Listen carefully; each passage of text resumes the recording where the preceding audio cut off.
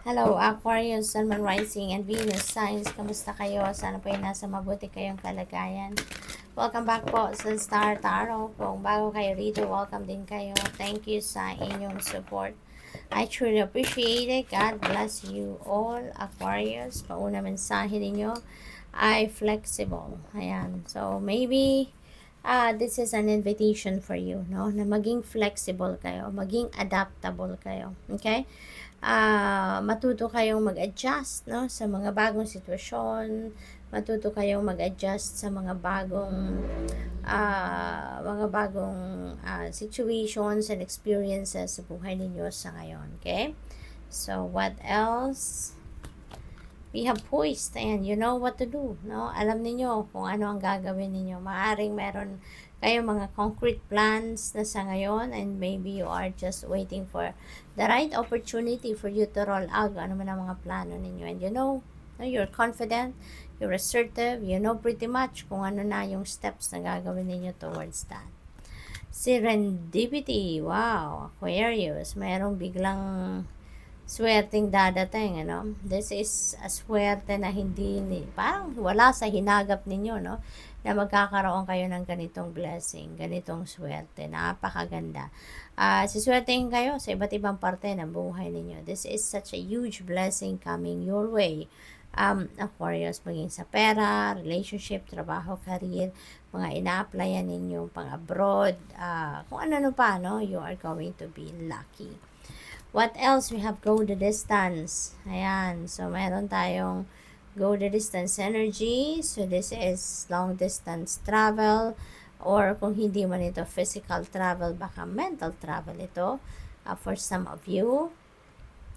Maaaring kayo ay magbabiyahe sa ngayon, long distance, overseas, maaaring ganun, or baka malayo ang iniisip ninyo. No? Baka meron kayong kailangan pagdesisyonan at yan ang pinag-iisipan ninyo. Possible din na meron kayong siniset na intentions sa ngayon, ano? At maaaring yan din ang pinag-iisipan ninyo sa ngayon.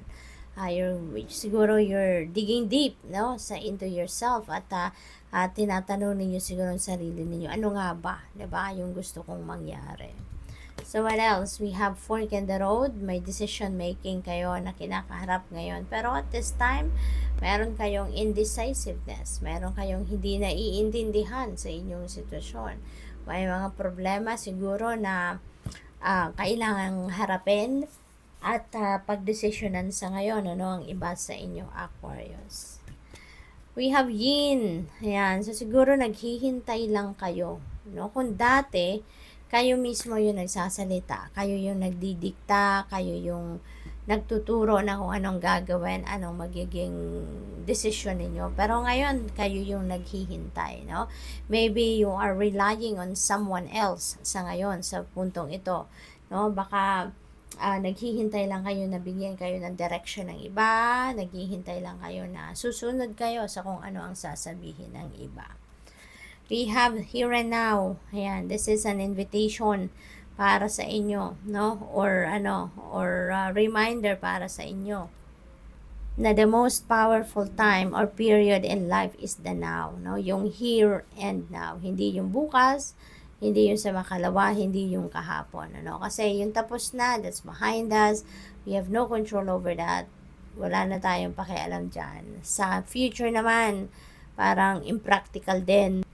Na yun ang pagtuunan natin ng pansin, pag-focus natin ng lahat ng oras natin. Kasi we don't even know kung ano ang paparating. We don't even know kung ano ang ibibigay sa atin ng universe, hindi ba? Kaya it is more practical if you're going to focus on the here and now. Dito tayo sa kung ano ang meron sa ngayon. Ito yung i-enjoy ninyo.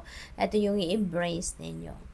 What else? We have cleaned it up. Yan. It's time to declutter your life. It's time to declutter yourself. No? Aquarius, now is the time na maaaring maglilinis kayo ng inyong physical space, maglilinis kayo ng inyong physical world, kumbaga, no? So, siguro, including your living space. Maaring sa ngayon talagang todo linis siguro kayo.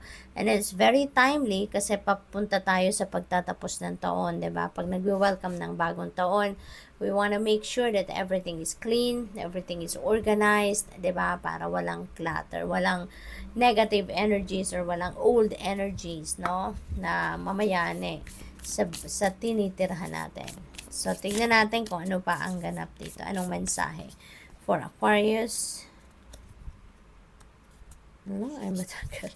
Dikit na dikit. Forgiveness. Ayan, holding on to a past hurt is preventing you from moving forward and achieving your heart's desires. Napakagandang reminder ito para sa inyo. Let it go. Yan, i-release nyo na kung ano man ang mga sakit na naidulot ng inyong nakaraan para kayo ay makapag-move forward na. Forgiveness does not mean that you condone another's actions, hindi ba? Hindi ibig sabihin na nagpapatawad ka, kinukondone mo, no? Kung ano yung ginawa sa inyo ng ibang tao na nakasakit ng inyong damdamin. It simply means that you are no longer willing to be a perpetual victim to a particular person or event. Blame is a waste of your precious energy. Bless and surrender the past, for in doing so, you will reclaim the joy of life. Yan, surrender nyo na lang yan. Lahat, kung ano man ang mga sakit na idinulot na kung sino man sa inyo, kung sino man ang nakasakit ng inyong damdamin, it's better to forgive. No? Kung handa na kayo mag-forgive, then do so para nang sa ganyan makapag-move on na kayo sa buhay, makapag-move forward na kayo sa buhay at maging maluwag na ang inyong pakiramdam. Okay? Good luck. Thank you for watching. Love and light. Namaste.